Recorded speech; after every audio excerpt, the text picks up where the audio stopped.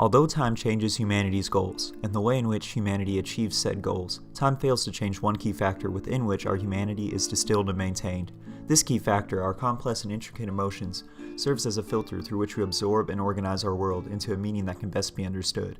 Since this wide range of emotions can and normally is experienced by people regardless of time or culture, it is one of the few things that unilaterally unites us, which is why literature, no matter the form, can create timeless meaning. No other English playwright, or author for that matter, better represents this timelessness than William Shakespeare, and no play better portrays this than Hamlet, in particular Laurence Olivier's portrayal of Hamlet in Laurence Olivier's Hamlet, written, directed, and produced by Laurence Olivier in 1948. In this faithful portrayal, Olivier combines his vast array of knowledge regarding the newly created art form of film with one of the English world's best-known tragedies.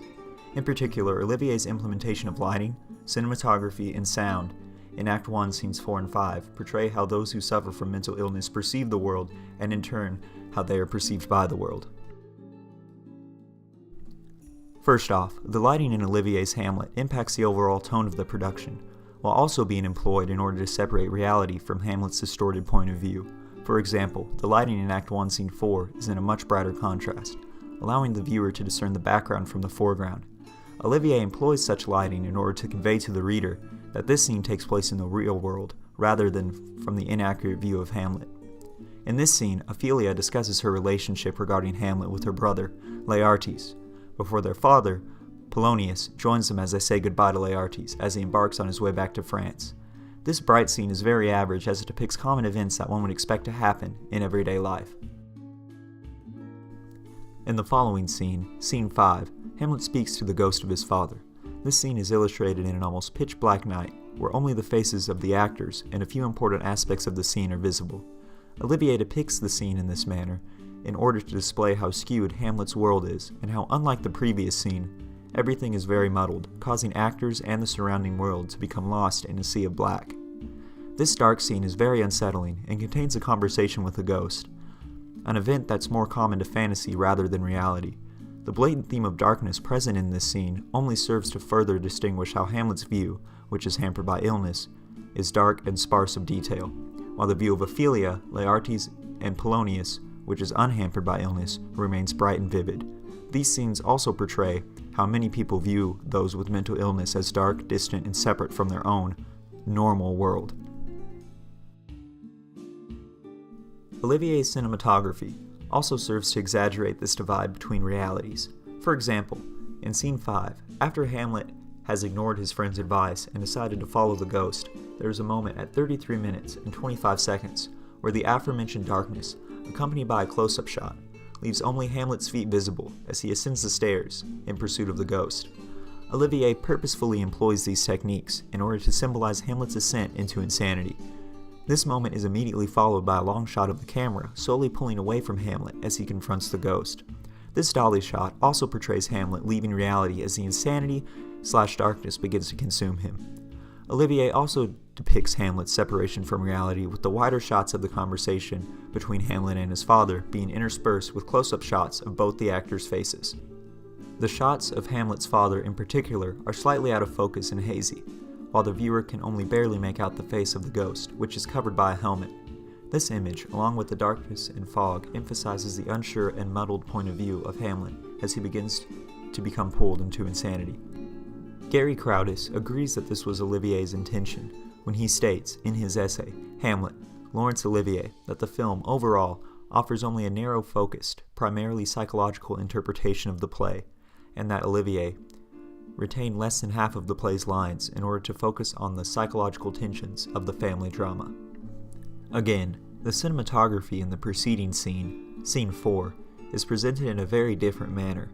The scene begins with a dolly shot, but this time the camera is moving toward the actor, in this case Laertes, rather than pulling away as it does when Hamlet comes face to face with his father's ghost. Olivier employs this same technique, but in reverse, to symbolize the camera entering reality. The camera then follows Laertes as he enters Ophelia's room. The rest of the scene consists of long shots, all of which are at an equal height with the actors. The height of the camera is important, because it doesn't distort any of the actors, as it does in Scene 5 where the camera is moving between different distances and angles. Although the scene does have some cuts, Most of the time the camera moves around the set and the actors rather than cutting from wide to close as it does when Hamlet meets the ghost.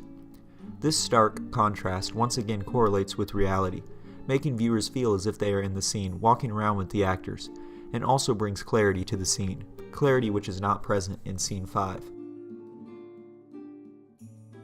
The final artistic tool which Olivier employs, sound direction, is equally important in order to portray how Hamlet's mental illness has affected the way in which he views the world. In particular, the dubbed speaking voice of the ghost sounds as if it is coming from inside one's own head.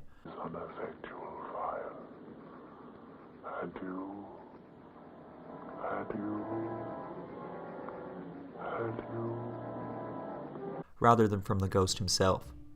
Some, like James G. McManaway, author of the Laurence Olivier Hamlet, a review of the film written in 1949, right after the film's debut, believe that the dubbing was one of the film's technical flaws because the sound effects, which have been dubbed in whenever the ghost appears, are so loud and confusing that the ghost's lines are hard to understand. This, however, does not seem to be the truth.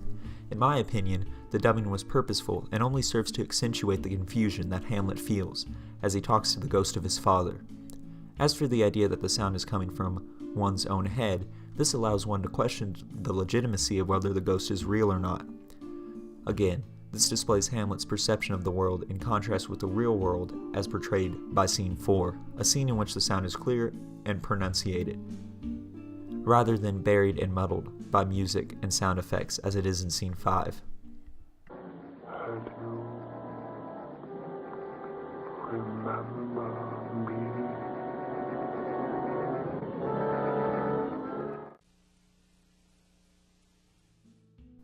In conclusion, Laurence Olivier handcrafted Shakespeare's Hamlet, much like a sculptor crafts a work of art from a large stone.